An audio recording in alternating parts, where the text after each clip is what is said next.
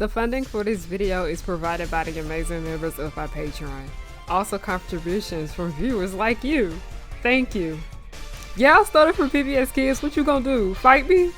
Anyway, roll the video. Hello. Oh shit. Okay, we're good. Hi everybody, welcome to the first episode of Nick November. Now, I need to explain exactly what the fuck Nick November is. If you guys are familiar with my channel, you guys know every year I do a series on my channel during the month of December, during the holiday season, called Disney December. It's like my version of Vlogmas, but also I took the inspiration from Doug Walker, y'all know, the nostalgia critic. He has Disney December, and I was like, I want to do my own version of that. But also, I wanted to do another series, like based on like the big three, you know, Disney, Nickelodeon, cartoon when it comes to like animation and such. And I was like, why don't you do like a Nick series? But I wanted to keep it shorter, I say, because Disney December is 24 days, and I told myself Nick November will only be 10 days, and it will be like the last 10 days of November, because I feel like that's like more so with the holiday season. So I see these videos as a holiday series, so I hope you guys enjoy. This is the first episode of Nick November, and I thought it would be perfect to talk about Hey Arnold, because often when I talk about the subject of Nickelodeon on my channel, that damn show comes up.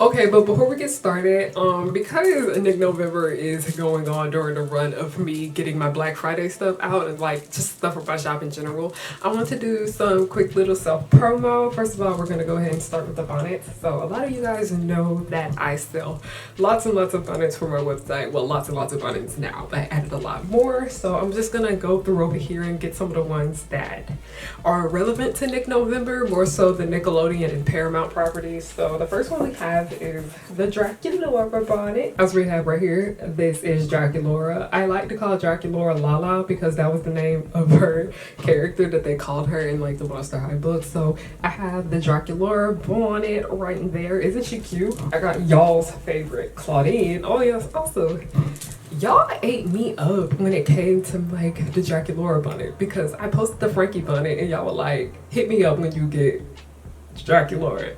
And I was like, okay. We have the Claudine bonnet here just as well. And then I also have the classic Nickelodeon fave, the SpongeBob bonnet. All right. Because a lot of y'all have told me, they're like, I want to support your stuff, but like a lot of the stuff on your website is like very niche. And I was like, I think we all like SpongeBob, or at least know of SpongeBob and whatnot. So I have those three bonnets I say are Nickelodeon bait a little bit. And then also the jacket that I am wearing right here, it is actually a panty and stocking jacket I have made. It has fly away right here on like the area of here, and then I also bedazzled it on the side. We got that, but then also we got this over here, and let me show y'all the back. Isn't that cute? So yeah, all of these products will be available for purchase on Thanksgiving night on my website, harryonahook.com, and then basically it's first come, first serve. The first people to get it will get the discount. All right, now let's get into today's episode of Nick November.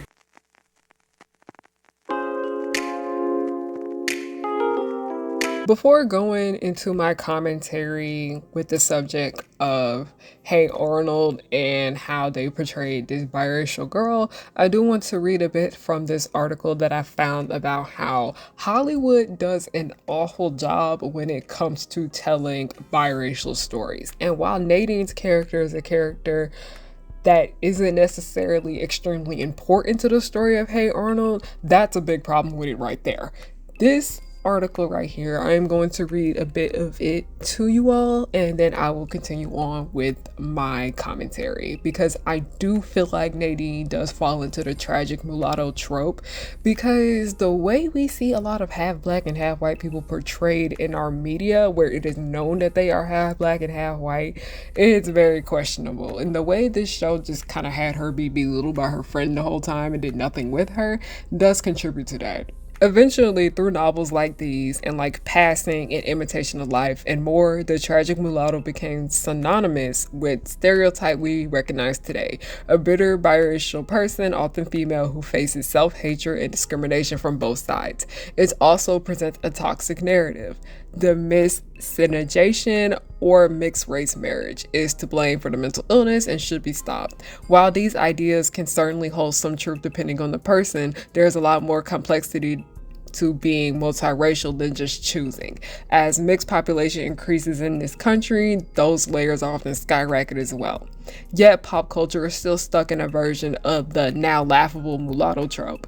And more like Hollywood's ignorance of people of color, the popularized artistic narratives share as of now hold a strong divide from reality. There are so many important conversations that holds the same artistic value as the stereotype that simply aren't written about right now. Production companies are completely missing the complexities of being multiracial and idealized melting pot of America, thus sidestepping the important reality is how we interact with race in this country. More importantly, this lack of representation shows society is stuck in the mindset that multiracial people only suffer from a limited range of problems while ignoring the real issues we do face in much more regular basis. Before writing this column, I tried to list some positive representations of fictional mixed characters. I eventually had to settle for problematic ones as well and still came up short of the examples I wanted. There is a growing range of good to not so good representation, from Miles Morales, a black Latino iteration of Spider-Man in the comics and a movie who speaks English and Spanish at home, to Sam White, the main character of Dear White People, who thinks she has to fight to be considered black by her peers and falls into the self-hatred category many times. Even Blackish, a TV show about the okay y'all, it's late, I'm not about to pronounce that word, I'm sorry, of being black in suburban America, takes a few jabs at Rainbow Johnson, the black and white matriarch of the family, and delegitimizes her claims to blackness frequently during the first seasons. So, Hey Arnold is a show that I'd say has a big issue when it comes to the subject of misogynoir. It has a big problem with race in general, but misogynoir is one of the big pointers. And when I say misogynoir is basically anti-blackness, specifically towards black women, but also misogynoir does apply to half black women just as well, biracial women, because some of the shit that happens to a lot of them, it is concerning. And that is part of the reason why I wanted to make an entire separate video talking about Nadine's character, because when it came to Charisse and when it came to Chloe, which were two black girls that are in Hey Arnold, they are monoracial. They are monoracial, meaning they both have two black parents from my knowledge, but those two are black and I feel like they deserve their own thing. Nadine is another problem in itself, but also it just kind of goes to show you that the way this show views blackness overall, even when it comes down to the characters that are mixed, it's very concerning. And specifically blackness when it comes to their girl characters. Now, who exactly is Nadine? Nadine is a girl at the school. She is best friends with Rhonda Lloyd, who is a white girl. Important note, put a pin on that. And she likes insects. She's basically like Rhonda's sidekick. Her mother is black, her dad is white. He's a white man with dreads, by the way. Anyway, and in the original Hey Arnold, she was voiced by a white person, but in the Jungle movie, which basically was like came out years later, long after like the first one ended, she was voiced by Leia DeLeon Hayes, who some of you guys may be familiar with because she is the voice actor for Doc McStuffins, but also doing the research for this video, mind you, I had no idea Layla was biracial. She's Blasian. She's half black, half Filipino. And yeah, that makes me a bit concerned because as much as I think she gave a great performance in The Angry Black Girl and Her Monster, Leia is Blasian. So that is another topic for another discussion, but we see that Nadine was recasted in the Jungle movie because like her original voice actor was white, and while Nadine is half white, it is best to give a lot of these biracial characters when it comes to animation a voice actor of color. So she was voiced by Leia. Moving forward. Now when it comes to Nadine, there's not much to say about her because guess what? This show barely did much of anything with her. And it's kind of concerning because I say that this is one of the few biracial characters, that being a biracial character who is half black and half white, that we saw on television around this time. This was the late 90s and the early 2000s. Honestly, the way Hey Arnold treated blackness often at times within this show, or just people that were part black, it's concerning because it's like, yeah, we put you in the show, we did you a little favor, you exist in this universe. But that's that. They never necessarily grow much on that factor right there. Because for those of you guys that don't know, Hey Arnold often gives a lot of the people within that class, the main class that the show focused on, the main class that Arnold interacted with the most, as Arnold is the main character, even though I say this show had more of like an ensemble cast in my opinion. Nadine was one of the characters that did not get her own episode, but her little white friend who was Rhonda, who I like Rhonda by the way. She's actually one of my favorite parts of the series. She actually was able to get more of her own storyline. And what's the most interesting thing about this is that I noticed that Nadine doesn't necessarily exist outside of Rhonda. She's mostly just there to support Rhonda, and that's that. Now, is this a problem? No, because oftentimes when we watch television shows, there are a lot of characters in a lot of these universes that most likely wouldn't exist outside of one particular person. As we know, this really goes to show with a lot of parent characters in these shows. Like when it comes to The Amazing World of Gumball, the main reason why Nicole is there is because she is the mother to Gumball, Darwin, and NIH. You guys get what I'm saying when it comes to that? But the most concerning thing when it comes to Nadine is that, like I said, she is the only biracial, half black, half white character that we have in this show that is pushed somewhat towards the front, and that's what they do with her. She's just shoved in the back. But the reason why this is a lot more concerning, because while I'd say Nadine was treated much better than Timberly, Charisse, and Chloe, and those are the three black girls that we see in Hey Arnold, and we blame that on colorism, by the way. Colorism and anti-blackness, to be more exact, because like I said, Nadine's half black. She's not monoracial. It's also, like I said, not only is it colorist how Nadine was treated better by this series from Charisse, Chloe, and Timberly, that necessarily isn't something that the show needs to be praised for, because guess what? Nadine was still treated bad. Really bad, like actually pretty poorly, because we see that Rhonda is her best friend within the series, and yeah, we see her and Rhonda bicker back and forth from time to time, and Rhonda is a pretty bossy character in my opinion, and I really do like bossy characters for the most part, but she did not treat Nadine well. She was a terrible friend to her. That honestly is kind of like the most we ever get from Nadine, is just Rhonda treating her bad, and like that's it. We know she's best friends with Rhonda. Rhonda's not a good friend to her. We know she likes insects, which is something that I like to see. That's very interesting that they made that like a part of her character and something that was really crucial to her. Like she has like a pet tarantula. I found that interesting. But that's it. That's pretty much anything. That's pretty much all that is to that.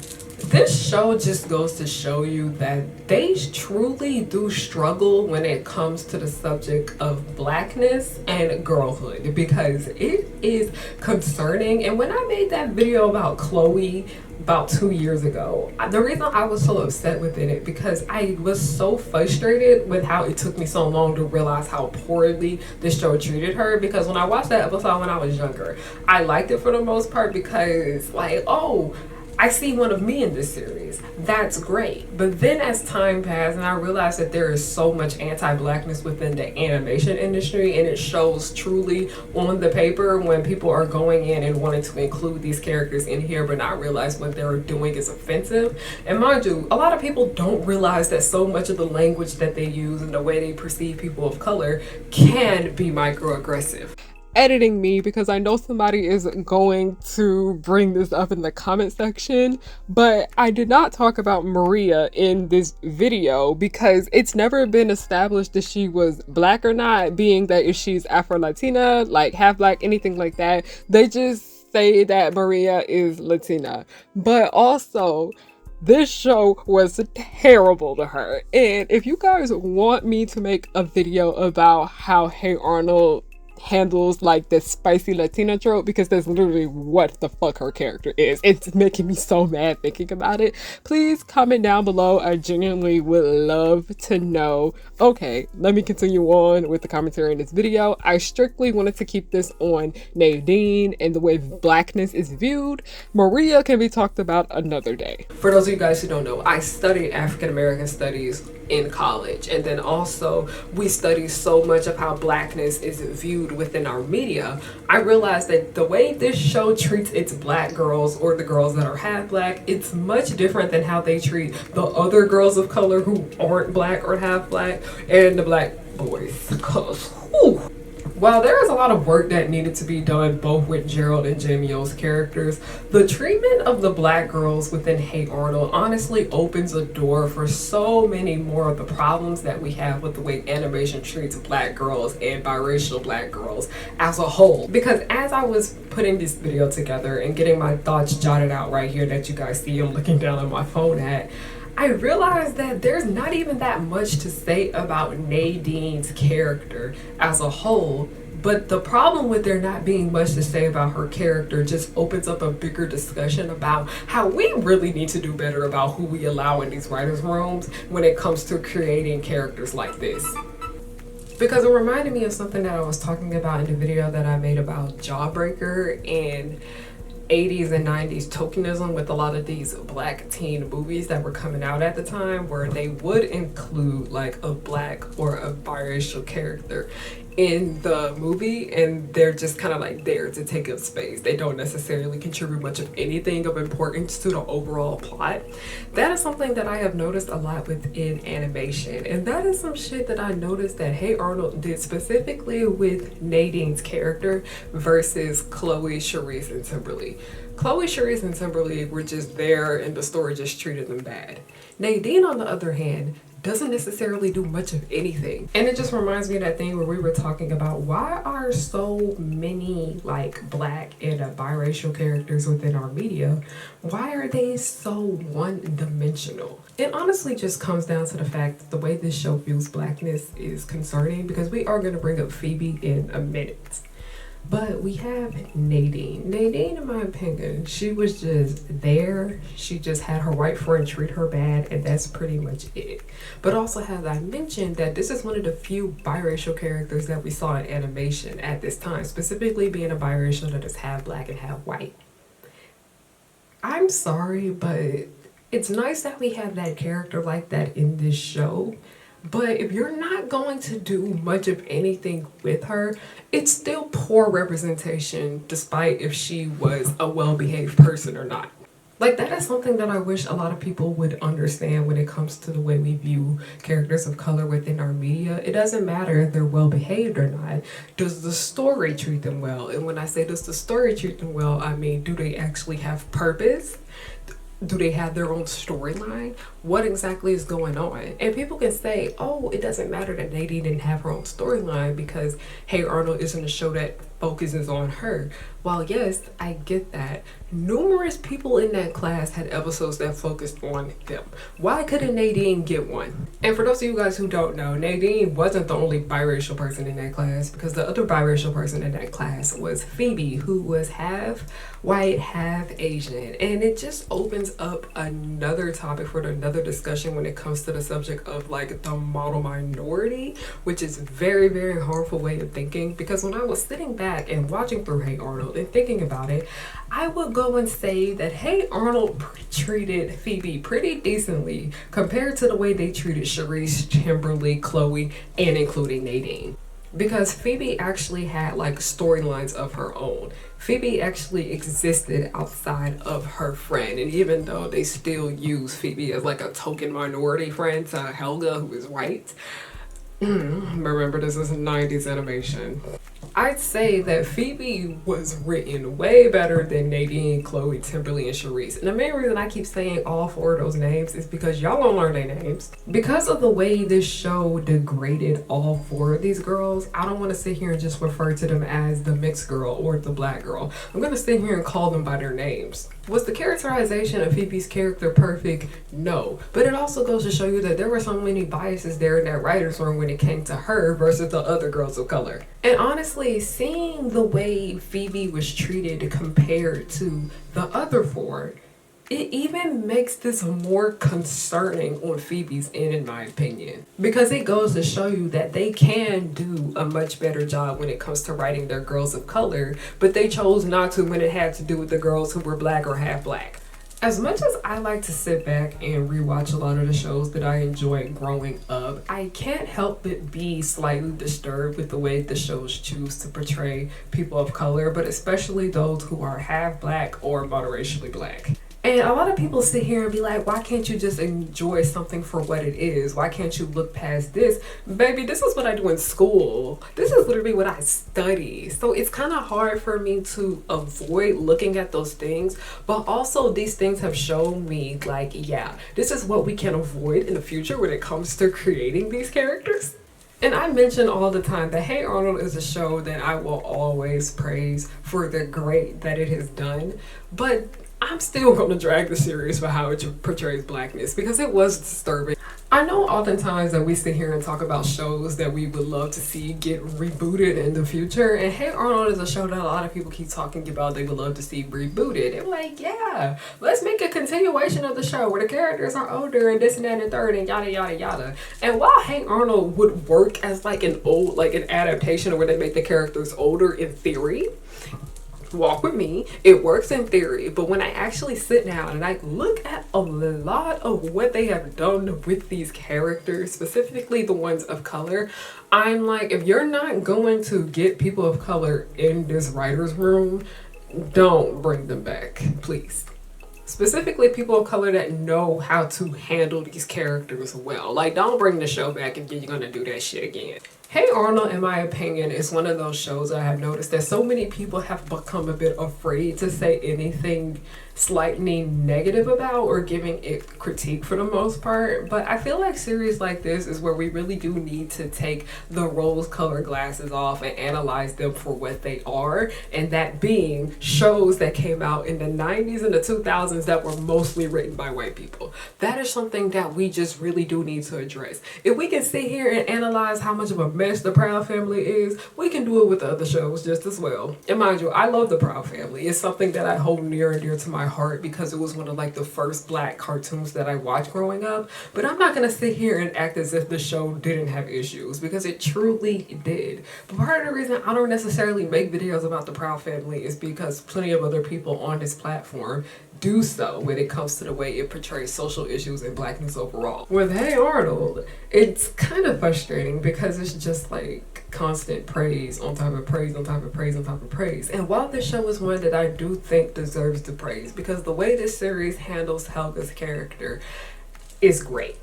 Most of the time. There are some issues that I have there where I was like, yeah, why did y'all have to make her so creepy at times? But for the most part, I really do enjoy so much of the writing that this show has contributed to animation. This is one of the animated shows from my childhood I can say that actually had me ugly fucking crying. I was nasty crying in tears, snot running and everything. I will sit here and appreciate the great that this show has done. But also, I am a black girl. I am a black woman. The way this show portrays my kind is questionable. It's okay, we can address it. We need to talk about these things. While so much of my channel is sitting here and raising awareness about animation and appreciating the medium, just because I'm going to sit here and appreciate the medium and raise awareness doesn't mean I'm going to ignore that animation has tons of issues with race that need to be talked about. And I remember somebody had mentioned something to me. They were like, your channel annoys me because you're talking about things that people keep avoiding. And I was like, oh, trust me, that's part of the reason why so many people don't last long with studying race relations in college, because they're like, oh, this is annoying and I don't want to deal with it no more. I want to continue to be ignorant to all of these things. And no, the reason why we continue to like let things like this slide is because we keep ignoring them and not addressing that these are problems. Like, that's part of the reason why I had addressed that monkey picture from Neighborhood Story when I was talking about Aizawa. And I was like, maybe she didn't realize it was wrong, but it was a mess and we need to discuss it. Thank you all so much for watching. I appreciate it. All like my new bonnets and stuff. I didn't show y'all these, but this is a Nanami bonnet. It's reversible. This is a Mandy bonnet. The panty and stocking jacket that I am wearing, it will all be available on my website on Black Friday, Thursday night. Yeah, I'm tired. I need to go ahead and film the next episode of Nick November. So yeah, I will see y'all next time on this channel. Thank you guys so much for watching and have a great day, night, whatever time of the day you decided to watch this video. I'm just thankful you watched it. Okay, goodbye.